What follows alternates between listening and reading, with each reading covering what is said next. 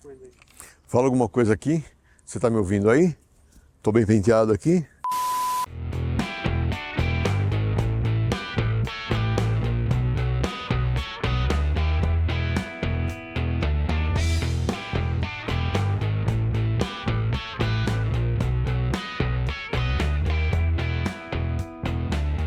Olá pessoal, eu sou Gerson Bonini, editor de testes do Auto Entusiastas.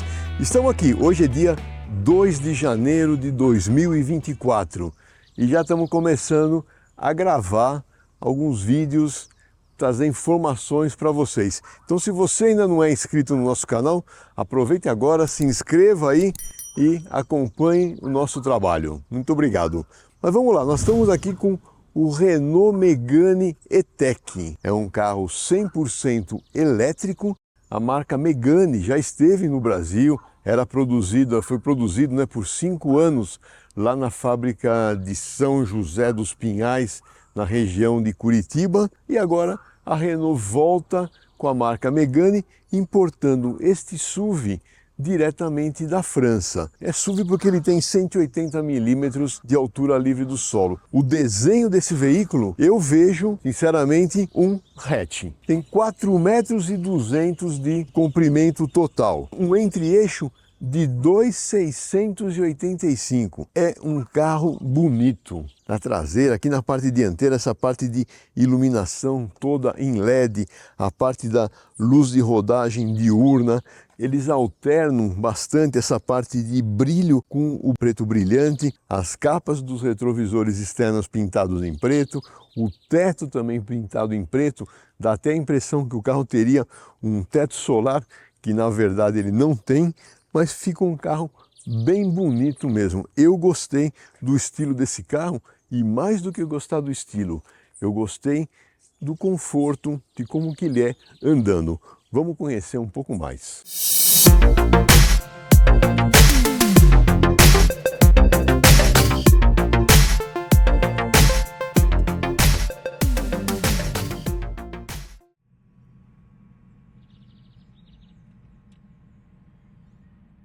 A maçaneta fica embutida aqui na porta dianteira. Na porta traseira, a maçaneta está na parte superior, detalhes cromados com preto brilhante. E falando de preço desse veículo, está meio difícil dizer qual que é o preço. Ele foi lançado por R$ 279.990, até foi o Bob Sharp que foi no lançamento desse veículo e fez a primeira matéria desse carro. Hoje, vamos falar assim, no final do ano, eu cheguei a ver anúncios de 234 mil desse veículo aqui, mas agora, começando janeiro de 2024, a gente não sabe exatamente qual que é o preço, porque a volta da taxação do imposto de importação, certo que é uma volta gradual, mas vai fazer com que os preços dos carros elétricos, principalmente os carros importados, vá subir um pouco. Então nós vamos ter que aguardar e ver como cada fabricante vai trabalhar nessa taxa de importação. Aqui na parte traseira também, você vê aqui, olha só, eu tenho 1,81 m de altura, olha a altura desse carro, dá para chamar isso aqui de SUV? Isso aqui é um hatch. Tem um desenho bem bonito dessa traseira, essa iluminação toda, dando continuidade aqui pela tampa traseira, é outro detalhe bem bacana e novamente, alternando o preto brilhante com a cor do carro. Lembrando que esta cor vermelha é uma cor que foi trazida pela Renault para fazer uma experiência de mercado e ela não será vendida. E na parte de abertura do veículo tem a chave presencial e ela é realmente presencial. Quando a gente se aproxima do veículo, ela já destrava o carro e a gente tem acesso aqui à abertura do porta-mala. São 440 litros nessa condição com os encostos de banco na posição normal e 1.332 hora que a gente rebate os encostos do banco. Ele não tem pneu de estepe. Como eu disse, é um carro 100% elétrico, então a única coisa que nós temos é justamente a portinhola aqui para fazer o carregamento. Tomada superior é a de corrente alternada e a tomada inferior é a de corrente contínua, que seria o tipo 2 CCS. Vantagens: A bateria tem 60 kWh de capacidade de armazenamento. Pelo terminal de corrente alternada, a gente consegue carregar com até 22 kW. E usando o carregador CCS, que é de corrente contínua, consegue até 130 kW de carga. Então, se a gente fizer uma conta de padeiro rápida, 130 kW por 60 kWh que tem a bateria, de 0 a 100%, vai um pouco menos de meia hora para fazer o carregamento total dessa carga, o que é muito bom. Esse veículo é o primeiro que utiliza uma plataforma totalmente desenvolvida para carros elétricos e faz parte da aliança entre a Nissan, a Renault e a Mitsubishi. Na parte superior, todos aqueles módulos de controle e conversor de energia, e o motor elétrico, ele entrega 220 cavalos e 30,6 kgfm de torque. É uma potência boa e um torque bom para esse tipo de veículo, para esse tamanho de veículo, que ele pesa 1.680 quilos. Com isso, o desempenho é 0 a 100 km por hora em 7,4 segundos. E a velocidade máxima está limitada em 160 km por hora. Mais do que o desempenho do 0 a 100 ser bom, é aquilo que eu sempre falo nos carros elétricos. O desempenho no 0 a 30, 0 a 40 km por hora, ele é muito rápido. E a retomada de velocidade também é rápida. Ele faz no 80 a 120 em 4,4 segundos. Então é bem agradável, bem gostoso de dirigir esse veículo. E olhando aqui a gente vê dois reservatórios de líquido de arrefecimento. Um aqui do lado direito, outro do lado esquerdo do veículo. Isso a gente conclui que bateria e o sistema eletroeletrônico aqui na dianteira, eles trabalham em temperaturas diferentes para buscar a melhor eficiência energética. E dentro dessa arquitetura desenvolvida especificamente para carro elétrico, olha que coisa bacana que a gente vê nesse veículo, uma solução de engenharia muito inteligente. Normalmente essas torres do amortecedor, que seria essa torre e aquela torre do lado de lá, elas têm uma certa movimentação, pequena logicamente, mas elas têm uma certa movimentação. Muitos carros de competição, eles amarram essas duas torres para dar mais rigidez no monobloco.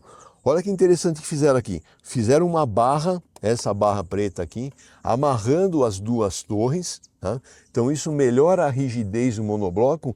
E essa própria barra, você vê que tem esses suportes aqui de alumínio fundido, que eles fazem a sustentação desses módulos superiores aqui, sem ter que colocar um outro quadro ou agregar mais peso no veículo. Então eles conseguiram ao mesmo tempo dar maior rigidez no monobloco e sustentação a todo esse conjunto aqui, ó. Ele está sustentado por aqui e mais dois suportes aqui na dianteira, formando aqui, ó, um quadro em toda essa parte frontal. Bem bacana essa solução de engenharia que os engenheiros da Renault utilizaram. Na parte de rodas e pneus, o pessoal da Renault também teve uma solução bem interessante. O pneu é um 95/60/18, uma altura do flanco aqui bem alta, que isso acaba ajudando um pouco mais a trazer mais conforto para o veículo. A gente já vê aqui na traseira freio a disco ventilado, com pinça deslizante, e o mesmo acontece na dianteira, freio a disco ventilado. Fazendo aquela avaliação agora da parte traseira, a gente vê a maçaneta, como eu falei, aqui nessa parte superior de abertura. As vedações, tem essa vedação externa para ruído de vento que deixa o carro muito silencioso. A vedação da porta está aqui pelo lado exterior, que ela veda aqui, né? Então deixa essa parte limpa e a borracha principal na parte interna. Você vê que aqui tem um detalhe, essa parte inferior ela acaba ficando suja, então pode sujar uma barra de saia, uma barra de calça aqui. Mas eu tenho 1,81 m de altura, o banco dianteiro está regulado para a minha posição de dirigir, e a gente vê, né? Sentando aqui, o espaço para os joelhos, as pernas aqui, ele é bom. O que ficou faltando? O melhor apoio para a coxa. Por quê? O assoalho ele é um pouco mais levantado, justamente porque a bateria fica por baixo do veículo. Então isso faz com que a perna fique mais solta aqui nessa parte superior.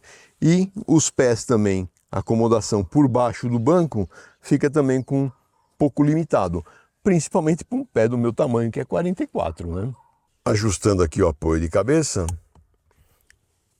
então a gente tem posição sentado aqui, boa visibilidade, nós estamos numa altura boa, vê que ainda sobra um pequeno espaço bom para a cabeça em relação ao teto, ou seja, esse teto um pouco mais rebaixado na parte traseira não prejudica essa parte de conforto para quem está na parte traseira. O que prejudica no conforto, no meu modo de ver, é a falta de um descansa-braço central, porém tem a vantagem que o assoalho é plano, então o terceiro passageiro aqui se acomoda muito melhor, tem saídas de ar climatizado para a traseira, duas portas USB do tipo C, assento infantil, olha que interessante, engate Isofix aqui na traseira, são duas posições, e tem um engate Isofix também no banco dianteiro, logicamente desabilitando a ação do airbag do lado do passageiro. São 3 alças de teto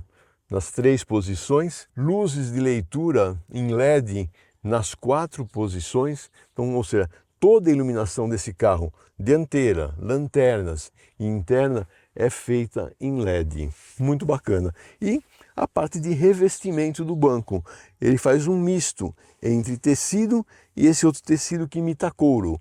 A parte de tecido, ele é fonoabsorvente, deixa o interior do veículo mais silencioso. E com esses contrastes, deixa o interior também bonito.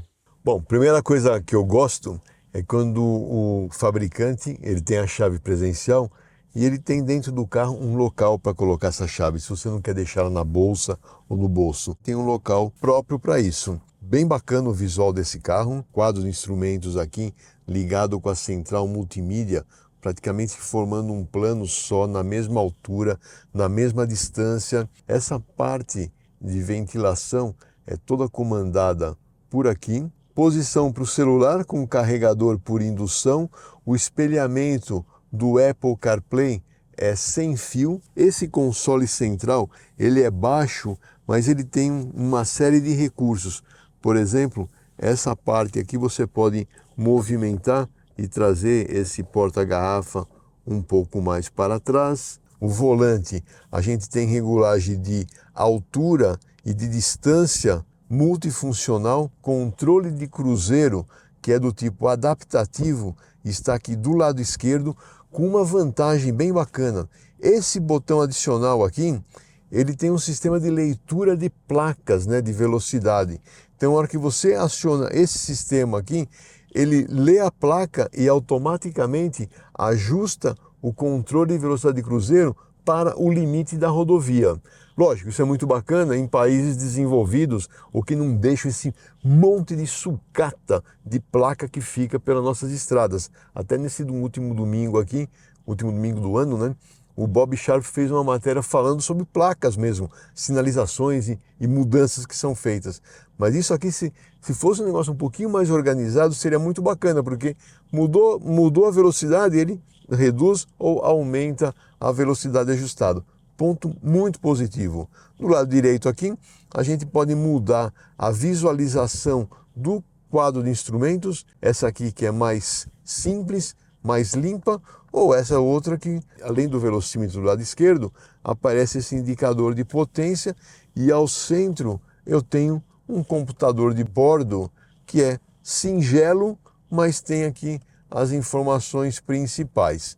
E uma coisa que me chama a atenção, esse indicador aqui de potência, né, de consumo elétrico, ele está me indicando nessas 3, quase 4 semanas que eu estou andando com esse carro, um consumo acumulado de 16 kWh por 100 km. Isso me dá uma conversão de 100 dividido por 16 de 6,25 km para cada quilowatt. Se eu pegar o valor de quilowatt de 0,82 centavos, que é o custo aqui na minha residência, dividir por 6,25, eu chego ao resultado de 13 centavos por quilômetro rodado desse veículo. Considerando que na minha casa ainda tem a vantagem do carregador e tem a vantagem das placas fotovoltaicas, esse resultado é muito mais baixo do que isso. Então isso está sendo muito agradável para mim, porque eu estou andando com esse carro, esses 2.000 e tantos quilômetros, não tive que parar nenhuma vez em nenhum posto de combustível, não tive que botar a mão no bolso, na carteira, nada. Talvez a minha conta de luz no final do mês dê uma pequena diferença, mas não se compara em termos de quilômetro rodado com um carro flex, né? Bom, fora isso, aqui nesse lado direito tem os comandos de telefonia, e a coisa que bagunça um pouco a nossa cabeça é quando você entra nesse carro e você tem aqui no lado direito essas 3 alavancas, né? Então, como a gente vê, o console central ficou vazio, mas a alavanca de câmbio ela está aqui. Então as funções PRND, o parking aqui, elas são operadas por essa alavanca que fica fácil de operar também. Aqui o tradicional limpador de para-brisa, e essa adicional é do sistema de som. Então, para ajustar volume, mudar estações e tudo mais. Do lado esquerdo, aqui no painel, eu tenho uns comandos adicionais. Um deles é aquele de auto hold. Tem também o sistema de controle de permanência em faixa. E também a gente pode desabilitar o controle de estabilidade e tração. Bom, e o mais legal de tudo nesse carro está aqui atrás do volante. São 2 borboletas. No lado direito, você diminui a regeneração de energia. E no lado esquerdo, você aumenta a regeneração de energia, que acaba sendo indicado por esse sinalzinho aqui. Quando eu estou na regeneração máxima, é praticamente como dirigir com um pedal apenas. Eu tiro o pé do acelerador, o carro já dá uma freada. Ele vai diminuindo a velocidade, acende as luzes de freio. Você dirige muito mais fácil com esse um pedal só. E esse outro botão, eu altero as formas de condução. Eu tenho o modo Eco, o modo Sport e o modo Conforto, além do modo personalizado que você pode ajustar o que você mais quer. As principais mudanças são, obviamente, a resposta do pedal do acelerador, ele fica um pouco mais pronto, e a parte de curva de esforço do sistema de direção que tem assistência elétrica. Então é bem bacana que você faz essas mudanças, e você pode também, através da central multimídia, fazer diretamente ajustes por aqui. E outro bacana de a gente ver é justamente aqui o modo elétrico, aqui carga e climatização, bateria. E olha que bacana, eu estou com 90% de bateria. A recomendação da Renault é que no uso diário você recarregue o carro até 80% e deixe para recarregar a 100% quando você vai ter que fazer uma viagem mais longa, porque aqui entre 80% e 100% a carga é mais lenta. Então, se você quer agilidade, carrega até 80% e vai trabalhar, e depois você volta para carregar até 80% e deixa o 100% para uma viagem mais longa. Bom, já falei bastante. Vamos lá para o posto, levantar o carro e dar aquela olhada por baixo do veículo.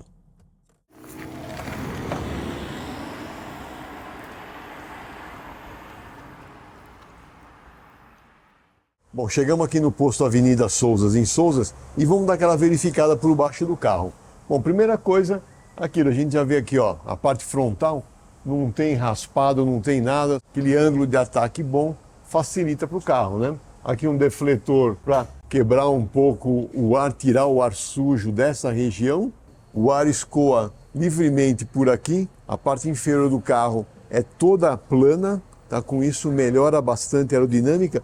Esse carro tem um CX, que é o coeficiente de arrasto aerodinâmico, de 0,29. Muito bom também, né? Bom, e na parte de suspensão dianteira, tem aquele convencional. Você tem aqui um subchassis que está por baixo dessa, ou por cima dessa cobertura, braço inferior de alumínio, a manga de eixo também é de alumínio, várias peças com materiais de baixo peso, né? Para melhorar um pouco o peso total do veículo. Barra anti-rolagem, suspensão do tipo McPherson, a tração é dianteira, a gente vê aqui os semi-eixos, né? A bateria está posicionada aqui sobre essa essa cobertura. Essa bateria, ela permite 337 quilômetros de alcance com uma carga. Isso dentro do ciclo do Inmetro, que já dá um desconto de 30%. Na vida real, isso pode chegar 350 até uns 370 se for em velocidades mais baixas. E na parte da suspensão traseira, sistema de multibraços, né, com a parte de amortecedor e mola do tipo McPherson também na traseira. Então você tem esses dois braços inferior, este braço longitudinal, a barra anti-rolagem, um subchassis que ancora tudo isso, a manga de eixo traseira também em alumínio, um sistema bem bacana e bem moderno, essa parte de suspensão traseira, continuando aqui a parte de saída de ar totalmente livre. Vamos lá para a pista agora, para a estrada, fazer a verificação dinâmica. Chegamos de volta aqui em Joaquim Egídio, vamos fazer agora a nossa avaliação. Primeira parte do paralelepípedo, aquilo que eu falei, o pneu tem um flanco mais alto, mas acaba trazendo um pouquinho de aspereza. Não é aquela aspereza fina, irritante, mas você percebe um pouco mais a rolagem dos pneus aqui nesse paralelepípedo, né? Por outro lado, a parte de movimentação, nesse trecho aqui que é um pouco mais agressivo, um pouco mais rude, você sente um pouco mais essa movimentação toda. Mas o carro e o próprio monobloco, toda aquela estruturação que ele tem, deixa ele bem estável, bem quieto assim, em termos de movimentação. E mesmo a passagem nas lombadas, a gente vê que ele passa bem equilibrado, ou seja, esse entre-eixo um pouco mais longo acaba sendo vantajoso para isso. Tanto que eles veem que as rodas estão bem na ponta da carroceria, então o ângulo de ataque, ângulo de saída é bom, ou seja, não faz com que o carro embique e pegue a frente na saída de lombada, então ele trabalha muito bem. E a hora que a gente entra nesse piso mais liso, com alguns remendos aqui, a gente percebe que o carro ele passa muito bem. A absorção de impacto, desses impactos menores, né, que seriam dos remendos de asfalto, é muito bem absorvida pelo pneu e pela suspensão. Eu só acho que a suspensão ela poderia ter um pouquinho mais de curso, tanto de extensão quanto de compressão, para não dar tanto batente de compressão e batente de extensão na hora que você passa em ondulações, que acaba acontecendo, né? Tá andando o batente e você sente, né, como se fosse uma queda de roda. Na verdade é a queda de roda, né? Mas ele entra o batente mesmo das duas suspensões, dos dois lados. Então isso que acho que poderia ser um pouquinho melhor trabalhado para o uso aqui em situações como a nossa, né? Em termos de direção, aquilo que eu falei, são 3 curvas de ajuste. Eu tenho deixado aqui no ajuste médio, que deixa o carro bem confortável. A sensação de direção, sensação de centragem é muito boa. Então você dirige com bastante tranquilidade, o carro anda muito reto, é bem agradável dirigir nessa condição. E ele tem uma resposta de direção bem rápida, ou seja, ele responde bem, ele aponta fácil nas curvas e sem dar muita rolagem lateral da carroceria. Isso acaba trazendo conforto para todo mundo que está dentro do carro. Ele tem aqueles sistemas de faixa, mas tem também os sistemas de proteção, né, de alerta de colisão frontal. Então, se tem algum obstáculo à frente ou um outro carro à frente, ele acaba detectando e faz a frenagem de emergência para mitigar um pouco os danos. A mesma coisa acontece com os retrovisores externos. Ele tem os pontos cegos e acaba indicando. Se você mesmo assim for fazer uma manobra que você vai acabar puxando o carro para cima de um outro veículo, ele acaba corrigindo a direção, deixa a direção mais dura, né, para evitar que você faça essa burrada, né? Então é bem legal esses sistemas que não evitam totalmente os acidentes, mas eles mitigam, né, ou reduzem qualquer possibilidade de dano ou reduzem a gravidade dos danos. Tornando aqui no modo Comfort, a gente percebe, né, a resposta do pedal do acelerador. Deixei aqui com a menor regeneração possível, que seria a maior resposta do acelerador. Então a gente vê que a aceleração ela é muito bem pronta, né? Você cutucou aqui no pedal do acelerador, ele já levanta o bico e vai embora. São 30 quilos de torque direto aí, praticamente instantâneo, né? Então isso deixa a direção bem agradável. E a hora que a gente coloca aquele modo, né, pelas borboletas, aumentando aqui a regeneração, a gente já sente aqui, ó, a aceleração fica mais mansa, e a hora que você tira o pé do acelerador, ele já vai freando bastante o veículo. Dos carros elétricos que eu já dirigi, e não foram poucos, não, vocês sabem disso, esse hoje é o Megane, o Renault Megane, para mim é o mais completo, o mais agradável nesse conjunto todo de condução.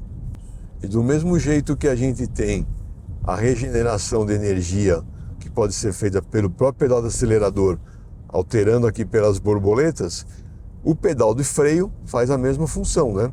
Na hora que você encosta o pé no pedal de freio, ele faz a regeneração de energia até um certo ponto, né? A partir disso, entra os freios de serviço, aplicando nos discos dianteiro e traseiro. Então também a parte de frenagem é muito eficiente e muito segura. Você cutucou no freio, você tem uma boa desaceleração. O que me incomodou um pouco nos primeiros dias que eu dirigi esse veículo foi a modulação do pedal de freio. Ele acaba sendo muito elástico, parece, quando eu digo elástico, é elástico mesmo. Imagine você pisando no pedal como se estivesse esticando um elástico, né? Aquele elástico de dinheiro, assim. Então você não sente muito uma progressão de esforço, mas é questão de costume para você chegar numa condição boa de modulação. E a hora que a gente vai chegando nesse trecho de curvas aqui da Estrada das Cabras, eu gosto de comentar aqui a parte de estabilidade, né? Então, além de ter uma resposta de direção rápida, é muito precisa, e a estabilidade geral do veículo é bem agradável. Você não percebe ele com uma tendência a escapar de frente ou de traseira. Ele se mostra bastante neutro. Precisaria talvez andar num autódromo para ver realmente para onde que ele vai, mas em termos de segurança, você entrou mais rápido numa curva desconhecida, aquela tiradinha de pé básica e o carro está na mão. E a hora que a gente pega esse outro trecho aqui do asfalto novo, mais liso, a gente vê o quê? O ruído de rodagem, né? Você vai rodando aqui, você praticamente não escuta nenhuma frequência distoante. O carro ele é super silencioso. Como eu disse, já rodei bastante nesse mês com o veículo, férias, final de ano e tudo mais. Viajei. É um carro muito agradável nesse aspecto. Com relação a essa parte de ruído de rodagem, eu já fiz a medição também a 60, 80, 100 e 120 por hora, para mostrar que realmente as faixas de ruído são bem, vamos falar assim, baixas mesmo, né? Eu nem vou fazer aquela aceleração aqui na Estrada das Cabras, porque realmente não vai mostrar nada. Essas informações de nível de ruído, a ficha técnica e mais detalhes do veículo, a lista de conteúdo completa, vai estar tudo no site, na matéria publicada. Outro ponto que eu gostei bastante nesse veículo é o conforto na parte de bancos, né?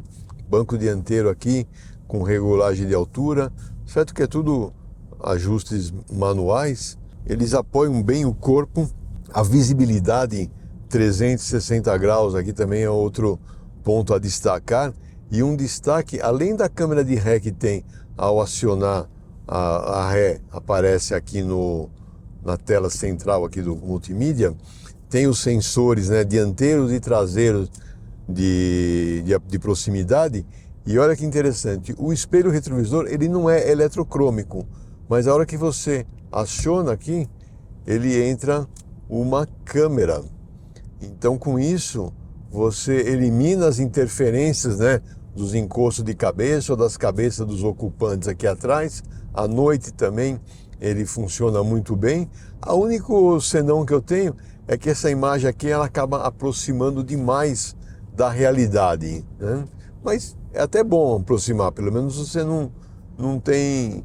Quando você vê alguém que está muito perto aqui, ele não está tão perto assim. Então tem um lado segurança nesse aspecto, né? Esse Renault Megane, como eu já falei agora há pouco, dentre os carros elétricos que tem disponíveis no mercado brasileiro hoje, é um dos carros mais equilibrados em termos de custo e benefício. Lógico, a parte de custo nós temos que saber o que vai acontecer agora com esse imposto de importação, aonde que vão se posicionar os preços desse veículo e do resto dos competidores, mas está dentro de um pacote bem agradável e é um carro bem agradável de dirigir com todos esses recursos que ele tem. Eu gostei bastante, espero que vocês tenham gostado também desse rápido vídeo aqui, dessa avaliação completa que nós fizemos do carro. Obrigado pela sua audiência, não deixe de nos seguir nas redes sociais e até a próxima.